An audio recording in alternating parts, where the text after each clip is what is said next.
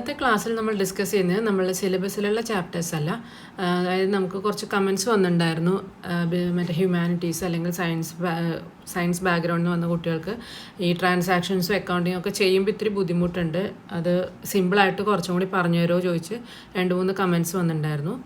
അപ്പോൾ അവർക്ക് വേണ്ടിയിട്ട് ബേസിക് ആയിട്ടുള്ള അക്കൗണ്ടിങ്ങിൻ്റെ കാര്യം വളരെ സിമ്പിളായിട്ട് പഠിക്കാനുള്ളതിനെ ബേസ് ചെയ്തിട്ടുള്ള സിമ്പിളായിട്ടുള്ള കാര്യങ്ങൾ പറയാൻ ശ്രമിക്കാം. അതായത് അക്കൗണ്ടൻസി എന്ന് പറഞ്ഞാൽ നമ്മൾ റെക്കോർഡ് ചെയ്യുന്ന ഓരോ ഫിനാൻഷ്യൽ ട്രാൻസാക്ഷൻ അല്ലെങ്കിൽ നമ്മുടെ സാമ്പത്തികമായിട്ടുള്ള ട്രാൻസാക്ഷൻ. നമ്മളിപ്പോൾ ഒരു കടയിൽ പോയി ഒരു പെന്ന് വാങ്ങിച്ചു. നിങ്ങൾ ആ പേന വാങ്ങുമ്പോൾ നിങ്ങൾ എവിടെ എന്ത് കൊടുക്കണം? ക്യാഷ് കൊടുക്കണം. ആ ക്യാഷ് കൊടുത്തിട്ടാണ് നമുക്ക് ഒരു പെന്ന് കിട്ടുന്നത്. അപ്പോൾ അവിടെയാണ് ആ ഒരു രീതിയാണ് സിമ്പിളായിട്ടൊരു ട്രാൻസാക്ഷൻ എന്ന് പറയുന്നത്. നമുക്ക് ക്യാഷ് കൊടുത്താൽ നമുക്കതൊരു വസ്തു അല്ലെങ്കിൽ ഒരു സാധനം നമ്മൾക്ക് കിട്ടുന്നു. അതിനെയാണ് സിമ്പിളായിട്ട് പറയുകയാണെങ്കിൽ അക്കൗണ്ടിങ് എന്ന് പറയാം. അപ്പോൾ നമ്മൾ വീട്ടിലേക്കുള്ള സാധനങ്ങളാണെങ്കിലും ഒക്കെ വാങ്ങണമെങ്കിൽ നമ്മൾ എമൗണ്ട് അല്ലെങ്കിൽ ക്യാഷ് കൊടുക്കുക, നമുക്ക് തിരിച്ച് സാധനങ്ങൾ വാങ്ങിക്കുക. അതെങ്ങനെ ഒരു ഓർഗനൈസേഷനിൽ അല്ലെങ്കിൽ ഒരു ബിസിനസ് ഫേമിൽ നമുക്ക് എങ്ങനെ ചെയ്യാം, അതെങ്ങനെ നമ്മളതൊക്കെ പ്രോപ്പറായിട്ട് റെക്കോർഡ് ചെയ്ത് വെക്കാം. അല്ലെങ്കിൽ നമ്മളിപ്പോൾ ചിലപ്പോൾ നമ്മൾ വീടുകളിൽ തന്നെ ഇപ്പോൾ ചിലവുകളും വരവുകളും ഒക്കെ എഴുതി വെക്കുന്നുണ്ടാവും. ഒരു മാസം ഇത്ര ചിലവായി, അത് നമുക്ക് കണക്കറിയാൻ വേണ്ടിയിട്ട് നമ്മൾ എഴുതി വയ്ക്കും, നമുക്ക് എത്ര രൂപ ചിലവായി. അപ്പോൾ ഒരു ഓർഗനൈസേഷൻ ആകുമ്പോൾ അതിലും വലിയ വലിയ ഓരോ ട്രാൻസാക്ഷൻസ് നടക്കുമ്പോൾ അവർക്കതെല്ലാം കീപ്പ് ചെയ്തില്ലെങ്കിൽ അത് മറന്നൊക്കെ പോവും. അപ്പോൾ അത് നമുക്ക് എന്താണെന്ന് അറിയാൻ പറ്റില്ല, പ്രോപ്പറായിട്ടുള്ളൊരു കണക്ക് കിട്ടില്ല. അപ്പം അതിന് വേണ്ടിയിട്ടാണ് അവർ റെക്കോർഡ് ചെയ്യുന്നത്. ആ റെക്കോർഡ് ചെയ്യുന്നതിനെയാണ് നമ്മൾ ഒരു അക്കൗണ്ടൻറ്റിൻ്റെ ജോലിയാണ് ഈ ഓരോ ട്രാൻസാക്ഷൻസും എന്തൊക്കെയാണ് ചിലവുകൾ, എന്തൊക്കെയാണ് നമുക്ക് വരുമാനം, ഇതൊക്കെ റെക്കോർഡ് ചെയ്യാനാണ് ബേസിക്കായിട്ട് ഇത് ഉപയോഗിക്കുന്നത്. അക്കൗണ്ടിങ് ഇയർ എന്ന് പറഞ്ഞാൽ നമ്മൾ ഓൾറെഡി നോക്കിയിട്ടുണ്ടായിരുന്നു. ഏതാണ്? April 1 to March 31 വരെയാണ് ഒരു അക്കൗണ്ടിങ് ഇയർ. അതായത് April 1 മുതൽ ഒരു കമ്പനിയിൽ എന്തൊക്കെ ട്രാൻസാക്ഷൻസ് വരുന്നുണ്ടോ, അവരുടെ ചിലവുകൾ, വരവുകൾ, സെയിൽസ് ഉണ്ടാവും, പർച്ചേസ് ഉണ്ടാവും, അങ്ങനെ ഓരോ കാര്യങ്ങളുണ്ടാവും. അതെല്ലാം ഒരു വർഷത്തേക്ക് അവർ ഓരോ ബുക്കായിട്ട് അവർ കീപ്പ് ചെയ്ത് വെക്കും. ഇനി ഇതിൽ ബേസിക് ആയിട്ടുള്ള കുറച്ച് ടേംസ് എന്തൊക്കെയാണെന്ന് നോക്കാം. ഫസ്റ്റ് നമുക്ക് അസറ്റ് എന്താണെന്ന് നോക്കാം. അസറ്റ് പറഞ്ഞാൽ എന്താണ്? അതായത് ഒരു ഓർഗനൈസേഷനിൽ വാല്യൂ ഉള്ള, അതായത് നമുക്ക് കാണാൻ പറ്റുന്ന അല്ലെങ്കിൽ വാല്യൂ ഉള്ള അല്ലെങ്കിൽ ക്യാഷ് ആക്കി മാറ്റാൻ പറ്റുന്ന വസ്തുക്കൾ. അതായത് ഇപ്പോൾ നമുക്ക് ഒരു ഓഫീസ് തുടങ്ങാൻ നമുക്ക് മിനിമം എന്ത് വേണം? ഒരു ടേബിൾ വേണം, ചെയർ വേണം, ഫർണിച്ചേഴ്സ് വേണം. മാനുഫാക്ചറിങ് യൂണിറ്റ് ഒക്കെ ആണെങ്കിൽ നമുക്കതൊരു പ്ലാന്റ് ആൻഡ് മെഷീനറി വേണ്ടി വരും, പിന്നെ ഗുഡ്സ് സ്റ്റോക്ക് ചെയ്യേണ്ടി വരും, അതുപോലെ ലാൻഡ് ആൻഡ് ബിൽഡിംഗ് വേണ്ടി വരും. എല്ലാം നമുക്ക് അത്യാവശ്യമാണ്. ഇതിനെയൊക്കെയാണ് നമ്മൾ അസറ്റ് എന്ന് പറയുന്നത്. ലാൻഡ് ആൻഡ് ബിൽഡിംഗ് വരും,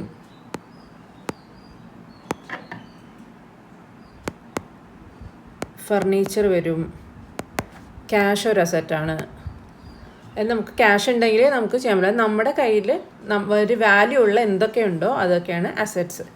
ലയബിലിറ്റീസ് എന്താണെന്ന് നോക്കാം. ലയബിലിറ്റി പറഞ്ഞാൽ നമുക്കിപ്പോൾ ഒരു ബിസിനസ് നമ്മൾ മുന്നോട്ട് പോയി, അത് കഴിഞ്ഞ് നമുക്ക് കുറച്ച് ക്യാഷ് തികയാണ്ട് വന്നു. അപ്പോൾ നമ്മൾ എന്ത് ചെയ്യും? സ്വാഭാവികമായിട്ടും ഒരാളുടെ അടുത്ത് നിന്ന് അല്ലെങ്കിൽ ബാങ്കിൻ്റെ അടുത്ത് നിന്ന് നമ്മൾ ലോണ്, കടങ്ങൾ വാങ്ങിക്കും. അതായത് നമ്മൾ ബിസിനസ് മുന്നോട്ട് പോകാൻ കുറച്ചും കൂടി എമൗണ്ട്, ഇപ്പോൾ ഇൻട്രസ്റ്റിനാണെങ്കിലും അല്ല ബാങ്കിൽ നിന്നാണെങ്കിലും ഒക്കെ നമ്മൾ വാങ്ങും.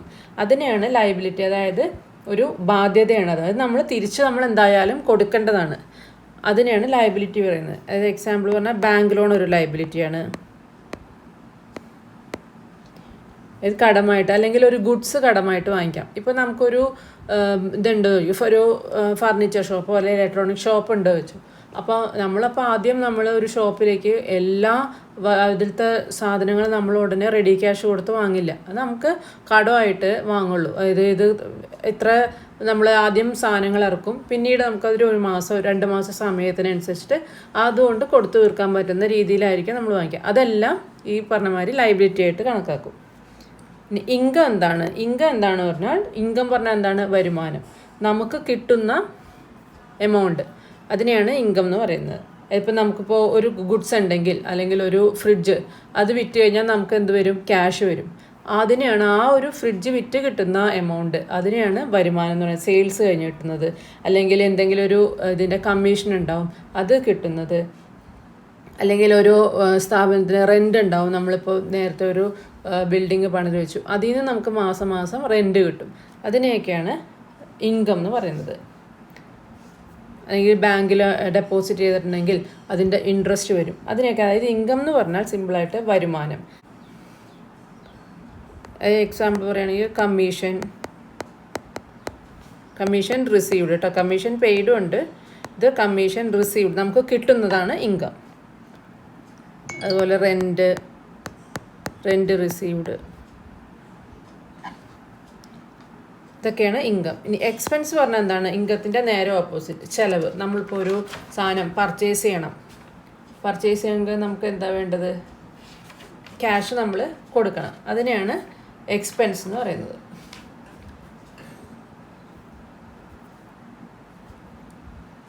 നമ്മളുടെ കയ്യിൽ നിന്നും പോകുന്നത്, അതായത് പർച്ചേസ് ചെയ്യുക. പിന്നെ നമുക്ക് കുറേ സ്റ്റാഫുകളുണ്ടാവും, അവർക്കൊക്കെ മാനേജേഴ്സ്, സ്റ്റാഫ്, അങ്ങനെ ഒരു ഓർഗനൈസേഷൻ ആകുമ്പോൾ അവർ പണിയെടുക്കുന്നതിനനുസരിച്ച് അവർക്ക് എന്ത് കൊടുക്കണം? നമ്മൾ സാലറി കൊടുക്കണം, വേജസ് കൊടുക്കണം. പിന്നെ ചിലപ്പോൾ നമ്മുടെ ഓൺ ബിൽഡിംഗ് അല്ലാന്നുണ്ടെങ്കിൽ നമ്മൾ റെൻറ്റ് കൊടുക്കണം. അതിന് വരുമ്പോൾ റെൻറ്റ് പെയ്ഡ്, അതൊക്കെ എക്സ്പെൻസ് ആയിട്ട് വരും. ഇനി അടുത്ത ക്യാപിറ്റൽ എന്താണ്? ക്യാപിറ്റൽ എന്താണെന്ന് പറഞ്ഞാൽ ഇപ്പോൾ ഒരു സ്ഥാപനം തുടങ്ങാനായിട്ട് അതിൻ്റെ ഓണർ, അല്ലെങ്കിൽ ചിലപ്പോൾ പാർട്ട്നേഴ്സ് ആവാം, അല്ലെങ്കിൽ ഓണേഴ്സ് ആവാം. അവർ ഒരു സ്ഥാപനം ആദ്യമായി തുടങ്ങുമ്പോൾ നമുക്ക് എന്താണ് വേണ്ടത്? അവർ അതിലേക്ക് ഇൻവെസ്റ്റ് ചെയ്യണം, ഗുഡ്സ് ആയിട്ട് അല്ലെങ്കിൽ ക്യാഷ് ആയിട്ട് ഇൻവെസ്റ്റ് ചെയ്യണം. അതിനെയാണ് ക്യാപിറ്റൽ പറയുന്നത്. അതായത് എമൗണ്ട് അല്ലെങ്കിൽ ഗുഡ്സ് ഓണർ ഇൻവെസ്റ്റ് ചെയ്യുന്നതിനെയാണ് ക്യാപിറ്റൽ എന്ന് പറയുന്നത്. അപ്പോൾ ചിലപ്പോൾ അവരൊരു ക്യാഷ് ഇൻവെസ്റ്റ് ചെയ്യാം. സ്വാഭാവികമായിട്ടും അതായത് ഒരു comments business on cash rupees എന്ന് പറഞ്ഞിട്ടാണ് നമ്മൾ സ്റ്റാർട്ട് ചെയ്യുക. അപ്പോൾ ക്യാഷ് ആവാം, അല്ലെങ്കിൽ ഒരു മെഷീനറീസ് ചിലപ്പോൾ അവർ ഇൻവെസ്റ്റ് ചെയ്യാം, ഗുഡ്സ് ഇൻവെസ്റ്റ് ചെയ്യാം. ഇതിനെയൊക്കെയാണ് ക്യാപിറ്റൽ എന്ന് പറയുന്നത്. ഇനി അടുത്ത ഡ്രോയിങ്സ് എന്താണ്? ഡ്രോയിങ്സ് പറഞ്ഞു കഴിഞ്ഞാൽ ഇത് ഒരു ഓണർ ചിലപ്പോൾ അവർക്ക് കുറച്ചും കൂടി എമൗണ്ട് അവരുടെ പേഴ്സണൽ കാര്യങ്ങൾക്ക് അല്ലെങ്കിൽ കുട്ടിയുടെ ഫീസ് അടയ്ക്കാൻ അങ്ങനെയൊക്കെ അവർക്ക് ആവശ്യമുണ്ടെങ്കിൽ അവരത് കമ്പനിയിൽ നിന്ന് തൽക്കാലം എന്ത് ചെയ്യുന്നു? വിഡ്രോ ചെയ്യുന്നു. അതിനെയാണ് ഡ്രോയിങ്സ് പറയുന്നത്. അല്ലെങ്കിൽ ഒരു സാധനം, ഇപ്പോൾ നമുക്ക് ഒരു ലാപ്ടോപ്പ് കമ്പനിയിൽ ഉണ്ട്, അപ്പോൾ അത് പെട്ടെന്ന് ഒരു അത്യാവശ്യം പേഴ്സണൽ യൂസിന് വേണ്ടി എടുക്കുന്നു. അതായത് എമൗണ്ട് അല്ലെങ്കിൽ ഗുഡ്സ് ഒരു ഓണർ എടുക്കുന്നതിനെയാണ് അല്ലെങ്കിൽ വിഡ്രോ ചെയ്യുന്നതിനെയാണ് ഡ്രോയിങ്സ് എന്ന് പറയുന്നത്. അത് എന്തിനാണ്? പേഴ്സണൽ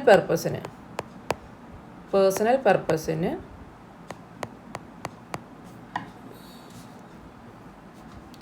വിഡ്രോ ചെയ്യുന്നതിനെയാണ് പറയുന്നത് ഡ്രോയിങ്സ് എന്ന് പറയുന്നത്. ഇനി ഡെറ്റർ എന്താണ്? ഇനി ഡെറ്റർ ആൻഡ് ക്രെഡിറ്റർ. ഡെറ്റർ എന്ന് പറഞ്ഞാൽ ഇപ്പം നമ്മുടെ ഒരു കമ്പനിയിൽ എല്ലാവരും മറ്റേ ഫുൾ ക്യാഷായിട്ട് വന്ന് സാധനം വാങ്ങില്ല. ചിലർക്ക് കുറച്ച് കടം കൊടുക്കേണ്ടി വരും. അതായത് ഇപ്പോൾ നമ്മളൊരു ഇലക്ട്രോണിക് ഷോപ്പാണെങ്കിൽ ഇപ്പോൾ ഒരു TV നമ്മൾ കടത്തിന് കൊടുക്കുക, അല്ലെങ്കിൽ ഇൻസ്റ്റാൾമെൻറ്റ്, അങ്ങനത്തെ സിസ്റ്റങ്ങളുണ്ട്. അപ്പോൾ അല്ലെങ്കിൽ ഇപ്പോൾ ഹോൾസെയിൽസ് ആണെങ്കിൽ റീറ്റെയിലേഴ്സിന് നമ്മൾ ഫുൾ എമൗണ്ട് വാങ്ങിക്കാതെ തന്നെ അവർക്ക് നമ്മൾ കൊടുക്കും.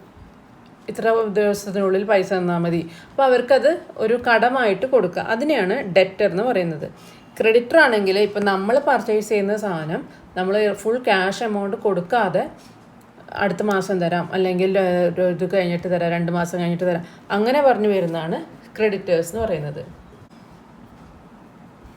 ഡെറ്റർ എന്ന് പറഞ്ഞാൽ നമ്മൾ കടം കൊടുക്കുന്നത്, സിമ്പിളായിട്ടാണ് ഇങ്ങനെ എഴുതുന്നത് കേട്ടോ. ഇതാണെങ്കിൽ കടം വാങ്ങുന്നത്.